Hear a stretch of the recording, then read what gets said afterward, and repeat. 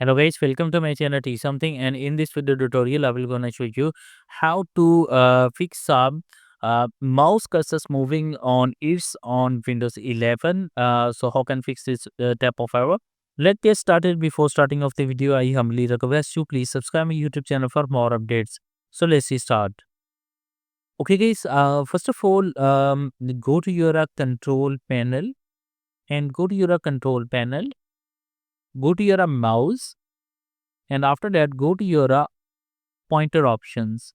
Now uncheck the automatic move pointer to the default button in a dialog box. So uncheck it and make sure that hide pointer while tapping is must be checked. So after that, click on apply and OK button and close it. After doing this set, I hope your problem is fixed. But if your problem is still done, you can try a second method. The second method is that right click on a start menu and go to your device manager.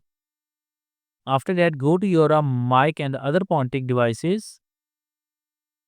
Select it and first of all, update driver. So check the updates and update the driver. I hope your problem is fixed, but if your problem is still, then you can try a next method. The next method is that right click on go to your device manager. Go to your mic and other devices, right click and uninstall the device.